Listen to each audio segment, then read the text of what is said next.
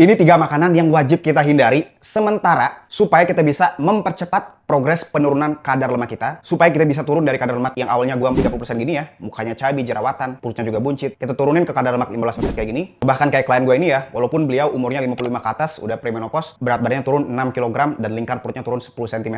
Yang laki-laki, sebulan aja gua coaching itu turun 10 kg dan lingkar perutnya 11 cm. Nah, sebenarnya makanan-makanan apa aja sih yang sehari-harinya kita wajib hindari dulu, dan nanti di belakang gue bakalan kasih tahu apa aja makanan yang kita wajib konsumsi supaya kita bisa menurunkan berat badan, terutama beratnya itu adalah berat lemak. Apa aja makan-makanannya, kita langsung bahas satu persatu. Yaitu apa makanan pertama? Yaitu adalah bumbu-bumbu manis dan juga minyak goreng yang nggak sehat. Minyak goreng nggak sehat itu gimana bang? Minyak goreng yang sudah pengolahannya itu banyak berkali-kali. Oke, contohnya misalnya minyak goreng sayur ini ya. Itu dia itu melalui pemanasan berkali-kali sebelum jadi minyak. Itu jadinya apa? Kita bakalan naikin inflamasi ya. Kulit kita gampang rusak. Untuk bumbu manis, di bumbu manis itu sebenarnya ada minyak yang nggak sehat itu. Itu yang pertama. Kenapa alasannya? Kalau teman-teman lagi diet, itu akan menghambat dietnya teman-teman. Nah sekarang makanan yang kedua. Ini bakalan mempercepat benar-benar progres teman-teman. Teman-teman sebenarnya boleh makan ini. Makan ini boleh-boleh aja. Tapi kita wajib untuk stop makanan yang kedua ini. Yaitu adalah karbohidrat alami yang bersumber dari mana? Dari buah-buahan manis dan juga sayuran tinggi karbohidrat. Kata kuncinya tinggi karbohidrat. Kalau misalnya karbohidratnya rendah, buah-buahan karbohidrat rendah, misalnya alpukat misalnya, atau misalnya sayuran karbohidrat rendah, itu masih aman dikonsumsinya. Selama konsumsinya dibatasin juga. Tapi kalau misalnya buah-buahan manis yang tinggi karbo, contoh misalnya pisang, anggur, klengkeng, mangga manis, duren,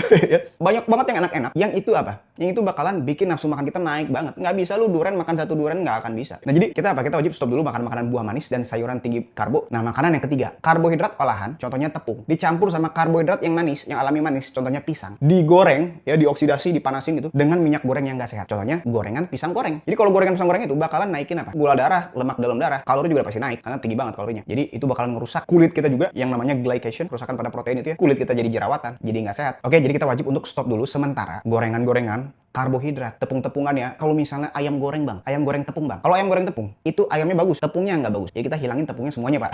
Oke, cuman idealnya sih kita masak. Contohnya kayak gue gini ya, masak steak sirloin atau masak ayam, gue pesen paha ayam fillet gitu ya. Jadi itu adalah makanan-makanan yang wajib kita stop dulu sementara ya selama sebulan ini. Teman-teman tuh harus apa? Harus pilih-pilih dari sekarang makanan di rumah dan juga makanan yang kita mau pesen di HP. Kalau misalnya teman-teman masih bingung juga mulainya dari mana dan pengen dibimbing langsung dari gue bakalan bikinin menu makanan atau daftar makanan yang wajib kita konsumsi setiap harinya, mau di rumah ataupun di luar ya, ataupun di restoran, itu milih makannya gimana. Termasuk juga ojek online tuh pesannya apa aja dan gimana mesennya ya, makanan-makanan yang sehat. Termasuk juga misalnya kita cara masaknya, link-link pembelian bahan makanan itu di mana, dan juga latihan di rumah ataupun di tempat gym itu program latihannya tuh setiap harinya gimana tuh. Dan bakalan kita monitor langsung supaya progresnya itu lebih terjamin dan kita jadi lebih konsisten tuh ngejalaninnya. Jadi nggak buta ya, di jalan ntar kita nggak tahu gimana, nggak turun, malah naik, bingung, stres jadinya. Tapi kalau misalnya ada coach yang ngebantuin, itu bakalan lebih gampang. Nah kalau misalnya teman-teman tertarik, teman-teman bisa langsung daftar aja di link di deskripsi atau di link di kolom komen.